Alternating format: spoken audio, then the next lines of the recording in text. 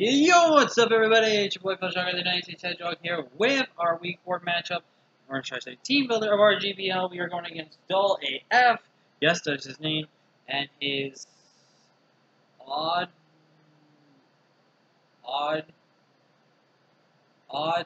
Dane Oddish. I don't know how he pronounces his team name, so I'm sorry about that. But we're here for our Week 4 matchup, and it's another one of those where it's like I can't win because just my team doesn't do that much. I mean, but we went creative this week. We are super, and I mean super creative this week. And this is one of the most creative builds I think I have done. And we all thought Curse Sylveon was good. Wait till you see what I have here for you. But before I explain what else, make sure you hit the like button if you already subscribed to my first arc for today. You be feeling with the King of the Crew. So, with that being said, let's go ahead and get excuse it. It started with this. So my opponent, like I said, is Dull, and his team consists of a Hydreigon, Lycanroc, Dayform, Mew, Rotom Key, Mimikyu, Araquanid, Virizion, Registeel, Garbodor, Scyther, and Articuno. Looking at this matchup, I see no reason for him not to bring, Scyther and Articuno. They just have really rough and terrible matchups, in my opinion. Garbodor's a bit of a strange one. It can kind of come, but it can't come as well. So there's that. Registeel does have a chance to come, but I don't know how I feel about Registeel's matchup with some of my specs abusers, my physical abusers, and stuff like that. So I don't know. Virizion very well could come, so that's obviously something we have to be on the lookout as well. Virizion is very, very scary as well.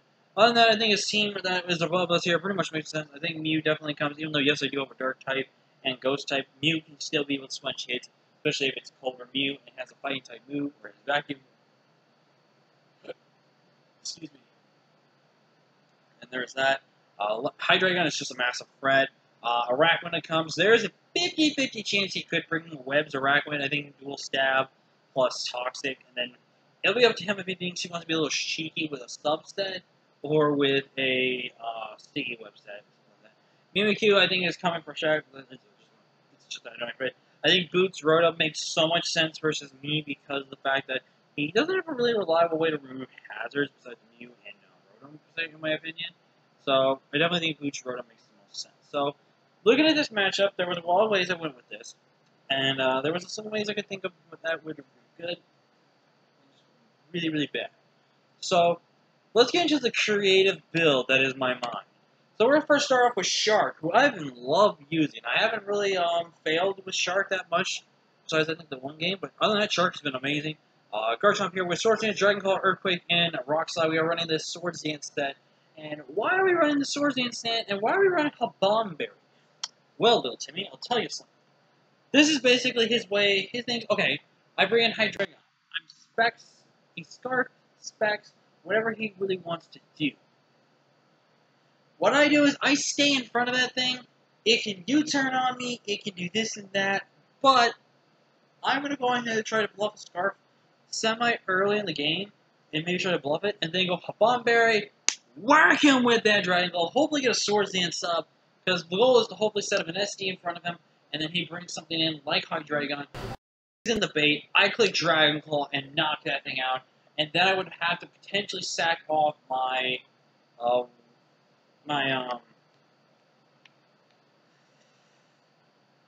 Garchomp in front of something potentially. But if Garchomp can get rid of Hydreigon, Hydreigon is no longer a real issue for this team.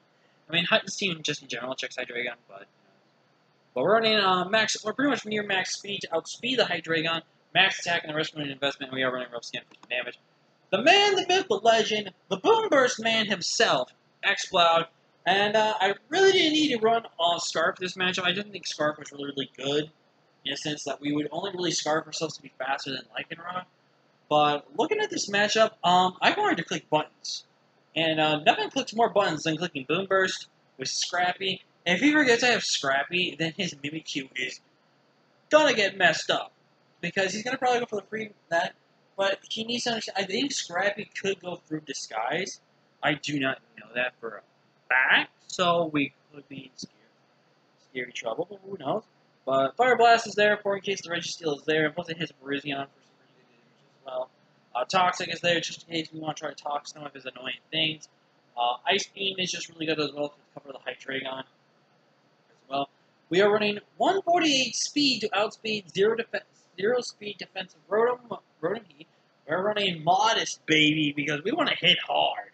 1-4 in HP and 4 in Spadef, just to be a little bulky. But X-Mod, who has been a phenomenal mod I've loved been using. For only 2 leagues I've been using, this thing has been amazing. I loved it, and I definitely want to try this thing more and more because it's just so much fun. Making her return is Streamers, and we're running Mono Fairy move this week. We're running a very interesting build this week. We're running Hyper Voice Wish, Toxic, Heal Bell. Now, why Heal Bell and not something like Mr. Fire? Well, Bill Timmy, let me tell you something. I feel like Heal Bell is a little bit more better in this matchup because he's got a lot of ways to potentially burn my team, Toxic my team. I want to try to keep this team healthy as possible. Running Mono Hyper Voice as I'm like, yes, Train, thank you for interrupting me. Running Mono Hyper Voice is scary since he does have a Rotom Mow, he does have a Registeel, and stuff like that. But Wish support is really, really good this matchup. Toxic is huge this game. If I can Toxic down that Rotom, if I can Toxic down that Arachnid, that'd be huge for me. We are running 176 in HP, 156 defense, and 160 speed up. We are mixed defensive Sylveon, putting more in the Phys Def department than speed up as we have general naturally good speed up, and the rest went into special attack, just so we can hit a little harder for some chip damage and stuff like that. But like I said, Wish support, Heal Bell support, and Toxic is super clutch. I was thinking of running Calm Mind with Protect, or Calm over Toxic, but again, he's got so many mods that could honestly click buttons versus me, and I would have to pretty much run a max Phys Def Sylveon for this to work, and I eventually would love to. If Registeel does come, I want to be able to check Registeel. Speaking of checking some things, let's go with Bronzong this week. We're bringing a second berry this week with Cobra Berry and Heat Proof. I know what you're thinking. What in the world am I thinking? Well, the thing is, I want him to debate him from going with, because I think he will probably think that Levitate makes the most sense because of being Earth Power from Hydreigon, Drill Run from some of his mons, in fact, some of his mons just do Earthquake. So I don't think he expects me to be Heat Proof. So the goal is to hopefully Iron Defense, Toxic, Body Press, and Heavy Slam against his entire team. We are running the Careful Nature with only 4 speed up because I really wanted the max HP, max defensive set. Because this way I can hit Hydreigon at +2. Unless that Hydreigon for some reason is carrying a Chople Berry, that Hydreigon drops. But I do have the Cold Berry, so I can take one hit from the Hydreigon and kill it back still. I was debating putting Trick Room in the set, but in the end, I don't think it was a really wise decision. But nonetheless, the Dulcet Toxin is really good for Toxin in the Mew, and that Mew cannot synchronize it back towards me. Up next, we are bringing the ultimate awesomeness tech that you have ever seen in your life. We are bringing Quillfish with Normal Gem Explosion. Normal Gem is allowed as it is a thing you can get in Gen 8, so no one say it's not allowed because it is allowed. Rain Dance Explosion, Toxic Spikes, Liquidation. I will double check to make sure Normal Gem is allowed. I'll go for the rules and stuff like that. Max HP, Max Attack, Adamant 4 instead of Spit Up. Rain Dance, so I can activate Sip Swoop, and then I have a choice between going for Toxic Spikes, Liquidation, or Boom Boom Kabloom. And honestly, if this is in front of Mew, Rotom, or Arachnid, I'm going Boom. Well, actually, if I'm in front of Rotom, I might be able to go for Liquidation.